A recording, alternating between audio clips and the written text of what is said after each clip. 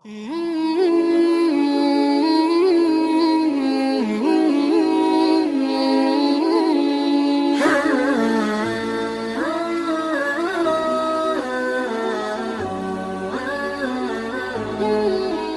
الله الرحمن الرحیم. د المقدس خیره بنسټ قدرمن اوریدونکو یو ځل بیا سلامونه نیکې هیلې احترامات درته وایم. قدرمن دوستانو، د بېوزله او غریبو وړمنو کورنیو د جملې نه یوې بلې کورنۍ ته د موضوع وروسته راغلم. د دې محترم مولوي صاحب ویډیوګانې تاسې ډېرې کتلې دي، مخکې ویډیوګانې چې د بعضې ملګرو په مرسته باندې تر دې ځایه د مولوي صاحب پالنه انشاءالله الله پاک کړې ده او دغه ملګرو په مرسته شوې ده. اخترونو کې همداسې نور بعضې وخت کې ملګري ورسره مختلفې مرستې کېږي، هم د جامو د بچیانو د جامو، ځکه مولوي صاحب چې دی دا قدم په قدم مرستې ته اړتیا لري. اوس یې هم دغه پښې یو څه ګزاره یې کړې ده، خو تازه یې د مثانې اپریشن هم کړی و. نو د ډېرو ستونزو سره مخ ځکه دی چې غټ څوک یې نشته او 4 کال دی چې د ورکټ کې د روغ صحت په تمه باندې شپې تېروي. نو درنو ملګرو، څه موده مخکې یو ورور د بلجیم نه پرله پسې څوم ځل مرستې وکړې چې په هغې کې د مولوي صاحب خامخا حصه یي.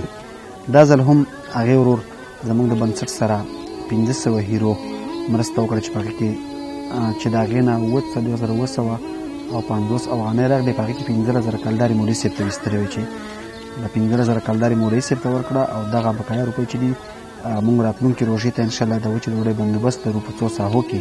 همداسې د اختر له د ماشومانو د جامو بندوبست کوو انشاءالله.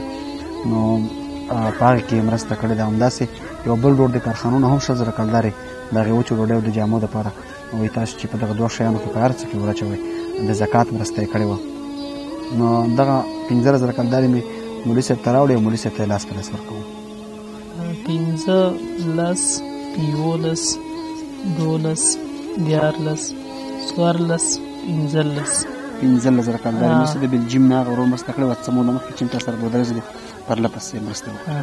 جزاکم الله خیر. الله رب العزت دې ورور ته دنیا او د آخرت خیرونه اجرونه ورکړي. او الله رب العزت ته څومره خیرونه نبی صلی الله علیه وسلم د امت دپاره وغوښتي، الله رب العزت به دې کې دله به دې کې برخه وکړي. او څومره شرونه فنا وکړي، الله رب العزت هغه شرونه درته پناه ورکړي.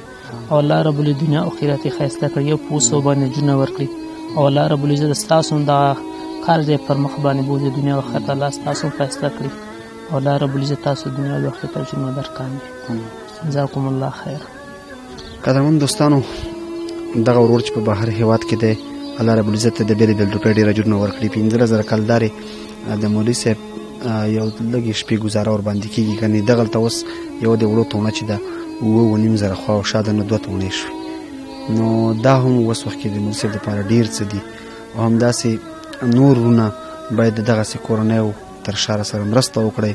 د روژې دپاره د وچې ډوډۍ بندوبست لرو، د اختر دپاره د ماشومانو د جامو بندوبست لرو چې هغه زیاتره پکې یتیمانان دي. په اول قدم کې په دویم قدم کې دغسې اړمن خلک دي. نو په دغه برخه کې که خیرات وي، که زکات وي، که هره صدقه وي، نو په دې کې ستاسو قبلیږي انشاءالله. او ستاسو په مرسته باندې چې د اختر په ورځ باندې یو یتیم په نوو جامو کې روان وي، وخاندي، خوشحاله شي، څومره غټ رحم به په تاسو باندې الله رب العزت کوي. نو بار بار مرستې زموږ سره وکړئ او بیا بیا یې وکړئ او موږ باید دغسې کورنیو ته لاس په لاس رسوو. ډېره زیاته مننه.